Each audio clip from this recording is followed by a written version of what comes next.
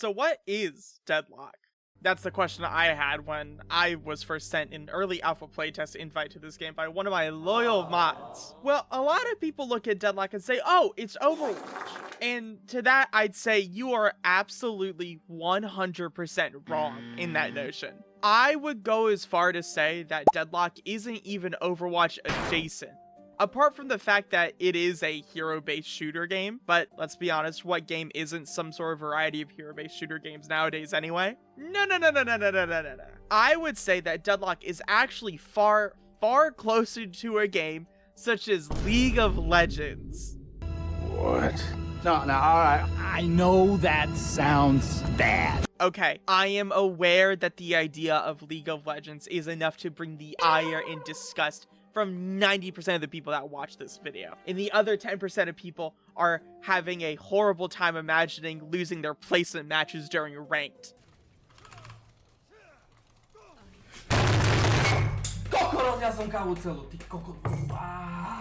I get it. I'm one of you, okay? We're in this together. However, I beg of you to please listen to me and hear me out on Deadlock, because it is simply one of the best online multiplayer games to come out in years, in my opinion. And I have been completely and hopelessly addicted to this game. The amount of effort, polish, and shocking fluidity to the game and its characters and its theming is something that is rarely seen nowadays in the AAA scene. Let alone the fact that Deadlock has more content and replayability already as a pre-release alpha than fully released $70 games that have taken years and millions of dollars to release today.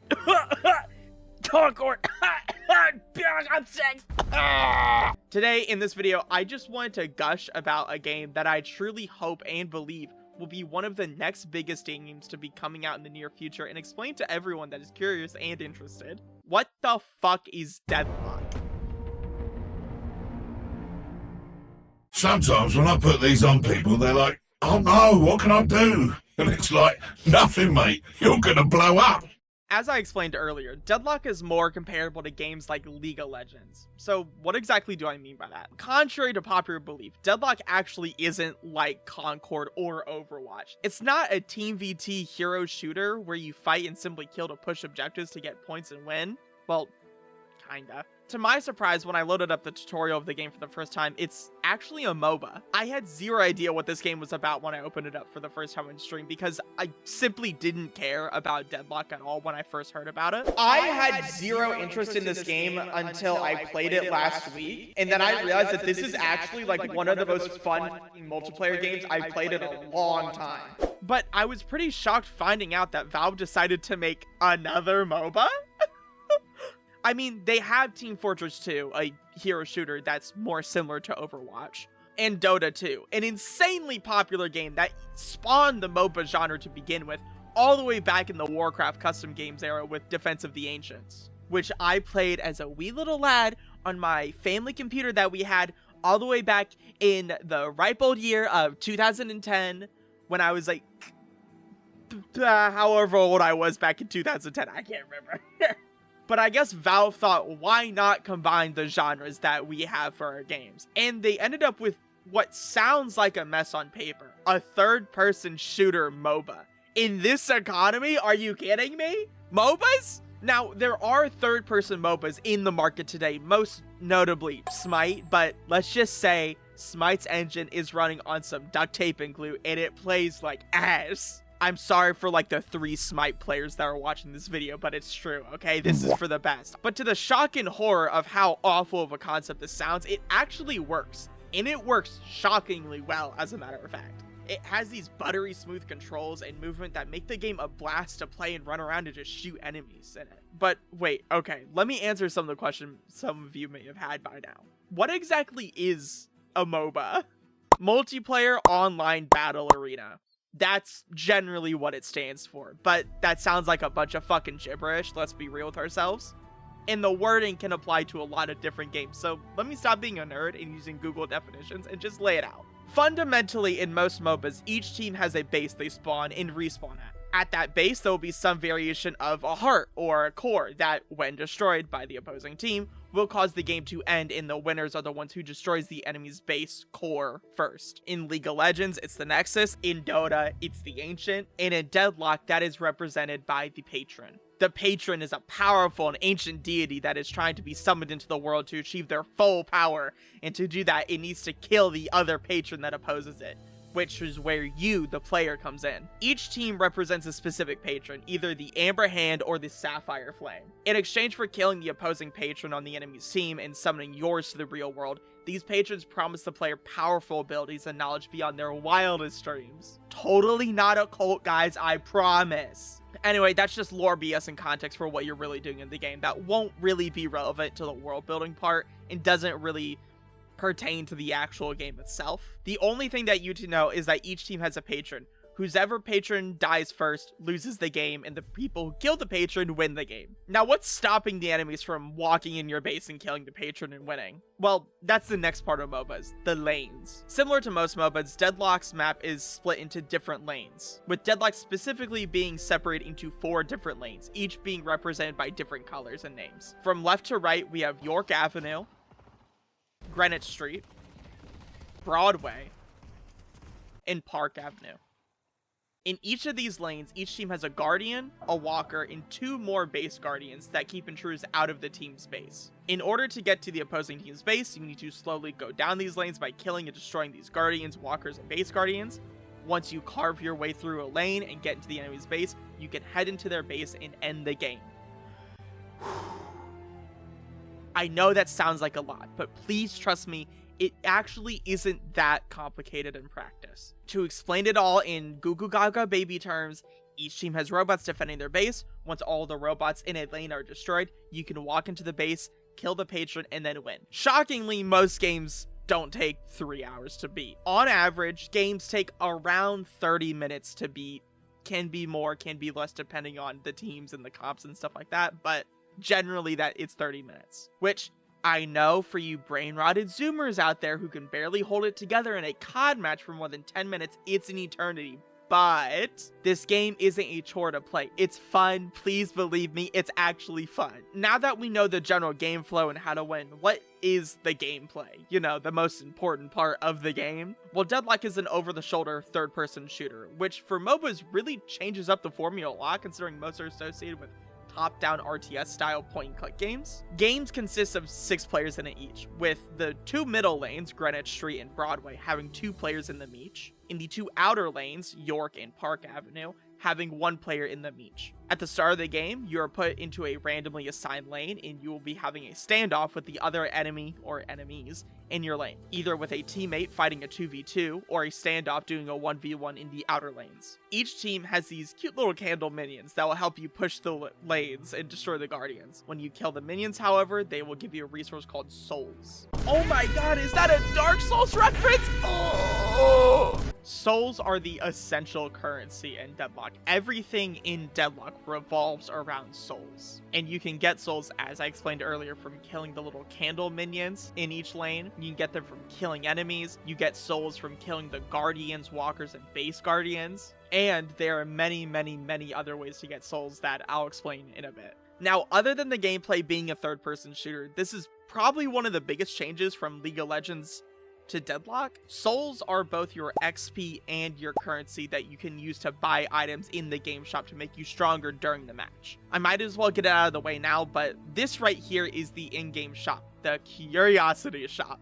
This is where you'll be getting a majority of your power through a match of Deadlock. Each item will be part of one of 3 in-game categories: Vitality, Gun, and Spirit. With Vitality items increasing your health and overall survivability of your character, Gun generally increasing the damage of your character's gun and any abilities that have to use the gun, and Spirit items, which strengthens the spells and abilities every hero has. Some abilities scale off Vitality items, some will scale off a Spirit, and some will scale off a gun. It depends on who you're playing, so we'll get to that later. You can only hold 4 items from each category though, so only 4 gun items, 4 Vitality items, and 4 Spirit items each.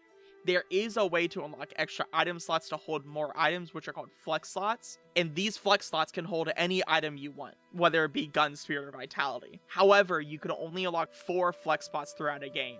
And you can only get these by completing specific in-game objectives like destroying the walkers and guardians in the lanes. And each hero has an XP bar that, when you collect souls, fills up. When you collect enough souls, you level up, and you gain some extra health, and you get an ability point which you can spend on your abilities to make them even more powerful. Now, I know that sounds like a lot, each hero needing to buy items for their build, and they have an XP bar that gives them skill points that they can level up. It's a lot. However, Valve did include a very, very nice feature, which I am shocked that most MOBAs don't already have a feature like this, but there are in-game player-made builds that you can browse. In the item shop, there is literally a browse builds option. When you click it, gives you an entire list of player-made in-game builds, which all you have to do is click on it, and you just follow the build, and you follow the XP points that they tell you to buy. You do not need to think about it. You do not need to build craft. You can just go to the browse builds, and it will tell you literally everything to do for you. It's amazing. It is one of the best accessibility features in the game.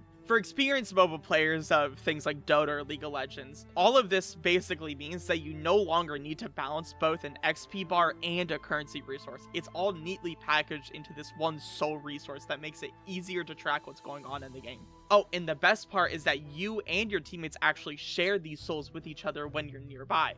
So you don't need to funnel all of the gold and XP into one person. Now, both of you are getting equally strong with each other as you're together, which really makes everyone feel part of the team and a significant player when you aren't sucking the dick of a shitty ADC who treats their support how a husband treats their wife after coming home from work and finding out she burnt the fucking meatloaf again. Currently, as the time of writing this, there are 22 finished heroes in the game right now. For context, Overwatch launched with like 21. And I say finished because there are a handful of experimental heroes, which you can't play in normal games yet, but only in the experimental game mode where you can mess around with the heroes Valve is currently testing and trying to add into the game. From your typical sniper classes like Vindicta, who can fly around and snipe people in the sky in a single clean shot, to beefy tanks like Mo and Krill, a human and pig duo who use dirty tactics like throwing sand in people's faces to disarm them and hold them in place to wail on them, and even heal sluts like Dynamo, who heals everyone around him and is all about being the best fucking teammate of your life. God, I love Dynamo mains. I love you. Each of these characters feel uniquely different from each other, adding different skills and abilities to the team that change up how you play and what strategies you may bring to the table. Valve has really outdone themselves with this cast of characters already, with more to come in the form of their experimental heroes, which are currently being developed as of the time of writing. And not just the characters are well designed, but the game just feels awesome to move around and shoot enemies inside of. Every character in the game has a stamina bar, represented by those white rectangle things surrounding your crosshair. Those are used to dash forwards or backwards, double jump, or even wall bounce and scale a building scattered around the map. It feels so good to dash around the map and get up on people's faces, blast them with your shotgun characters, or juke enemies like climbing up terrain and getting the advantage by climbing on top of buildings. It's not common for shooters to have this level of interaction and movement around the map.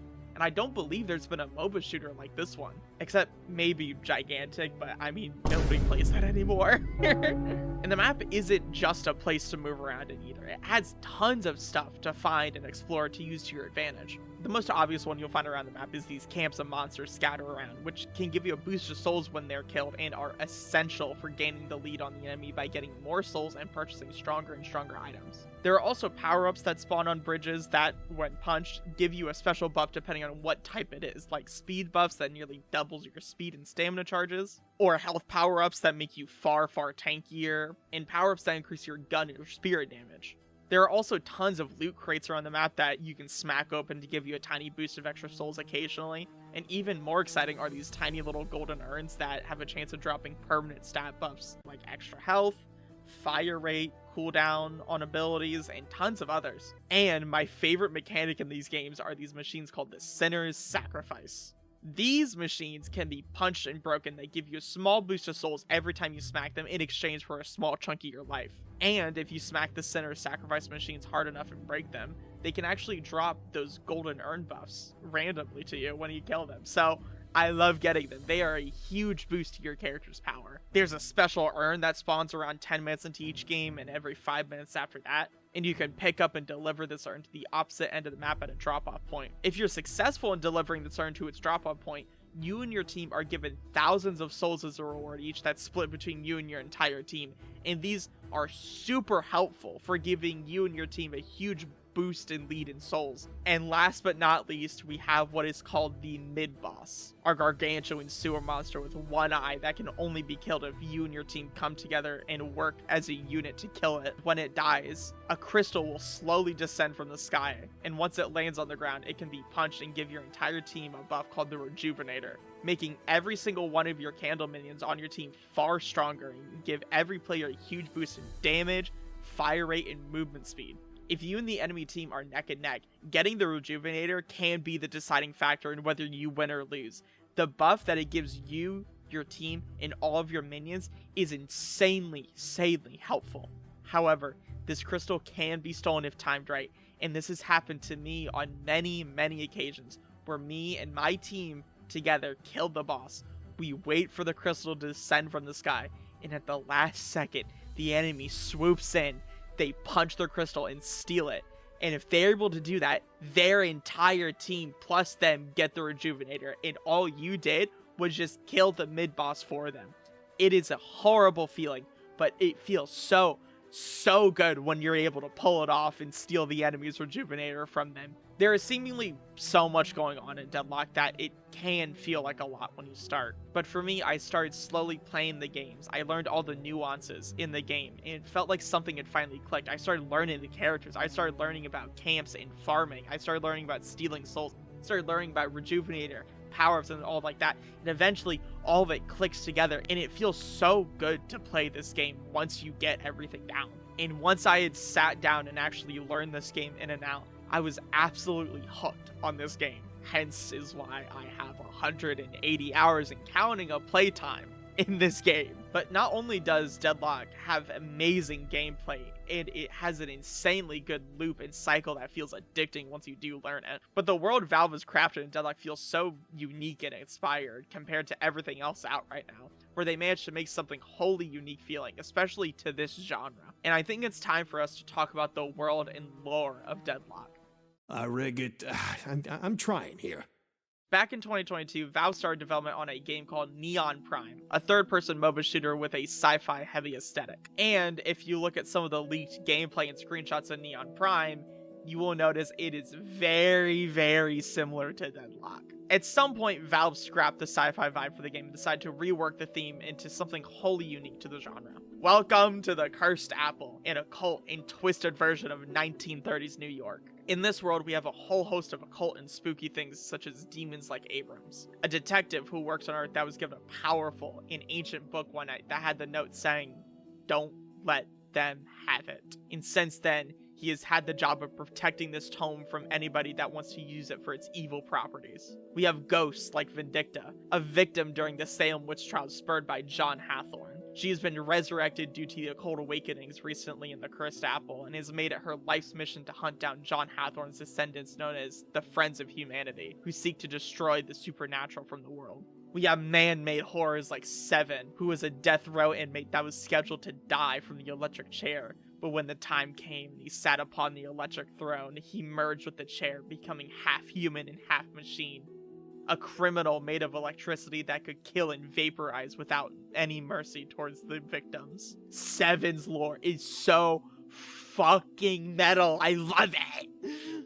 A personal favorite of mine and my main in the game is Shiv, a monster hunter in the organization known as the Baxter Society, who is implied to have some sort of beast or demon side of him, evident by a device on his hip that fills it with rage the more people you kill, eventually turning you into a powerful slayer. The amount of swagger Shiv has is awesome, and this guy is so fucking cool. I mean, he uses the zipline in the map by hanging upside down on it. That shit's so cool. Those are only a handful of the cast of heroes that Valve has created in this super intriguing and unique world. There are other standouts like Dynamo, Infernus, Paradox, and everyone else, but this video would be way longer if I went super deep in all of the characters in the game. So I've just given a few of my favorites. You see how awesome characters can be though? And how diverse a cast can be when you aren't trying to shove politics and DEI into games for the sake of making money? It is unfathomable to me that companies think Concord's designs are award-winning when we have Deadlock, where it blows every single Concord hero out of the water. You can have people of all kinds of ethnicities, sexualities, and body types and all of that stuff, and people won't care as long as it's well done. Look at Dynamo. He's this fat professor that's super cheery and happy and talks about his wife all the time, and he's always apologetic in all of his voice lines. I'm telling the class about that on Monday. Impressive work, everyone. Well, this is going swimmingly. I think the class would be impressed.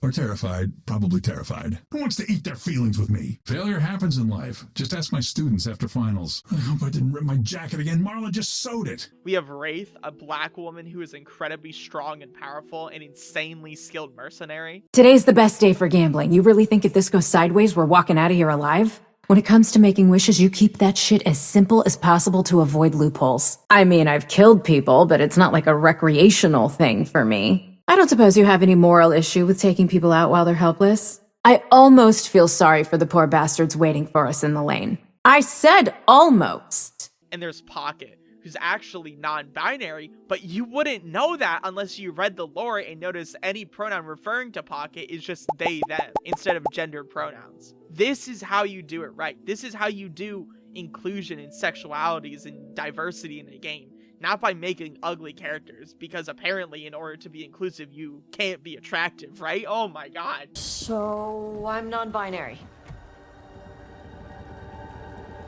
What does that mean? It means I don't feel like a man or a woman. If you are neither a man nor a woman, then what are you? Non-binary. I just said, and I'm going to use they instead of she from now on. It was just because I have criticized your dress or What the fuck? Regardless, the characters are all awesome, and the world building is so cool. Every character has voice lines that dig deeper into the lore and tell you more about who they are as a person and their personality. We make a hell of a team. Have fun shooting people. Oh god, I made that weird. If I find the right ally, this'll be over soon. Pendejo! You'd think shooting people with a giant laser would get old. But nah, it's always satisfying. They'll be minding their own business, like, oh, look at me, I'm not about to be murdered, and then bam, Hook gets them. My creator needs my help, and I won't let her down. Buckle up, forearms. The Lash is about to take you on a one-way trip to Victory City. Bluey, when this is over, if you want the Lash to send you to Night-Night Land, you're welcome to try. So, what does it feel like? Being next to greatness. What does it feel like? No need to be nervous. I am approachable. And I love the voice lines interactions these champs have. After we summon the patron, how long do you want to wait before we turn on each other? I assume 48 hours is a pipe dream. Obviously. 16. Acceptable. See you soon. Hello, Oh god, it's talking to me. I'm Viscous. I can see that. I'm made of goo. This could be a nightmare. So, what do you guys do? Crime, mostly. Yourself? Vigilante justice. Good, good. That's fun too. I also love the map and all the details they have around it, like the buildings having this 1930s look and wear and tear to them, old bricks and the way the architecture is built. Every update, Valve is adding more and more into this world and its lore through upgrading the map with cooler visuals and aesthetics, more voice lines for these characters and new heroes, and teasing us with secrets around the map. The vibes in the world are so unique. I never thought that I would be this in love with the occult theming that they have, but it works so well and it has so much potential for new characters and game modes. I love it. It's so cool. Ah! So now that we talked about the gameplay, characters, and the world Valve has built, what about the future for this game? Run back to mommy and daddy, Fairfax. With Deadlock being an alpha and being rumored to fully release by the end of 2025 or early 2026, there is still a lot of room between now and then for them to change around and swap things. But for the most part, Valve has a very, very solid game here. Considering that Deadlock is just an alpha, this is really impressive. The devs are updating the game around once every 2 weeks, making general patches to the characters and items, adding in new gameplay elements or tweaks to improve the quality of life, and things like that. Now, not all of these changes are good. Like recently, they made the mistake of adding a ranked mode into an alpha of a game that's not even public yet. But because they had already added it, it was way harder for them to just take it away. So they went back to only having a single online match queue. But now you get ranked based on performance. So all of those ranked sweats are invading the casual only queue, and sometimes it can feel really, really bad to want to play a game casually and run into these 0.5 GPA motherfuckers that are unemployed. Obviously, it's not all finished yet, and things like this are bound to change as the game develops. There is still much, much more to be done before Valve will feel like finally stamping this with their seal of approval. So, what's on the horizon for this game? How is it going to be monetized? Well, we've already seen the devs adding in various events in the game to celebrate holidays, like the Halloween event a few months back. They gave everyone Halloween masks and added some decor around the map. So, it's possible we'll see more events like this in the future, hopefully to a more significant degree than just visuals, such as new game modes, but it's whatever. Hey, this is Future Panky speaking. I got sick for a couple weeks in the middle of making this video, but while I was sick, they actually added a new holiday event that was in lines with what I was talking about in this section here, which is brand new skins for all the characters. The skins aren't the most elaborate things ever. Some of them literally just add a Christmas hat onto some people, but they have added skins into the game in a much more significant manner than they did for the previous Halloween event that I was speaking about earlier, which is awesome. And the best part about it is that they overhauled the map a little bit to be more Christmas themed, and you unlock all the skins by doing special challenges. You don't just buy them or whatever. Each character has a secret hidden agenda where if you beat it during the game, then you actually unlock their skin permanently and you get to wear it in future matches, which is so cool. So I hope we get to see much more of things and events like this in the future, because this was so cool. If I were to ask for anything to be added in the game by launch, I would kill for some sort of custom games mode like Overwatch has, where you can go into community created maps and games. But obviously none of this is a priority right now. Ironing out the kinks in the game and making sure it's polished to all hell is what's most important. To speculate on what I believe will be how the game is going to be set up in the future, I don't think it's controversial to say that this will be a free-to-play game like every other Valve multiplayer game that's been made. So I guess they need to add in a battle pass and or cosmetics to the game, like skins, which I would kill to get because I want to dress my boy Shiv up so bad in some of the finest drip money can buy. I don't care if it's $20, $30, $50. I don't care. My boy needs some drip. I doubt we would see hats like TF2. It's a very outdated system that would be a little too immersion breaking for what the game is offering. Crates like CSGO wouldn't work because every character has a different weapon, so it might be, I guess, impractical to make crates filled with weapon skins for each individual hero. Although Overwatch has done something similar back in Overwatch 1 with crates, so maybe it could work. Looking at the game and just looking at other MOBAs in the genre, I am 99% positive they will go to skin-based monetization like League of Legends or Overwatch. Maybe sprays as well, but definitely skins for sure. Although, as of right now, there is a modding community for Deadlock that adds in custom skins for each hero, and, let's just say, Vindicta's Beach Skin mod. This game has a very bright future, and I encourage you guys to please give it a shot if you can at all. Now, the caveat is that it is technically in a closed alpha, but the way to get an invite into the alpha is as simple as knowing someone on Steam who has the game, where they can simply click on your profile and click invite to Deadlock. You don't need to pay anything. You don't need any sort of special Steam account or anything. You just need to have a friend who can invite you to the game. Obviously, this will change in the future eventually, but for now it is a closed alpha, so I assume they just don't want a whole lot of people putting stress on their servers, I guess. I have been horribly obsessed with this game ever since I was invited to its early alpha all the way back in September. I don't think I've had this much fun with a multiplayer game and have been this invested in the world and gameplay of one since maybe when I first got back into League of Legends. It's faded a lot since then, and I got a bit bored of League, but Deadlock is such a fresh take on the genre that has been kind of stale for a while and hasn't had any real competition in it trying to make games for it. MOBAs have been lacking a lot of competition and evolution in its genre, and so not a whole lot of people have been invested in wanting to get into this type of game, and it's so amazing seeing Valve tackle it with something that's way more accessible than something like League or Dota. I am thoroughly enjoying my time with Deadlock, and I am sincerely excited for its full release. Anyway, that will be all for today. Thank you all for watching. This was a very fun video to make, and it's been the first type of video that I've made of this type, so if you guys like it, please let me know. This is more of like just an experimental type of video that I just want to make because I have so much passion for this game, and I just needed to rant and rave about it and let people know that this game is a lot better than what it seems and what people think it is, because this is not simply just an Overwatch clone. It is something entirely different. I hope you all have a great rest of your day.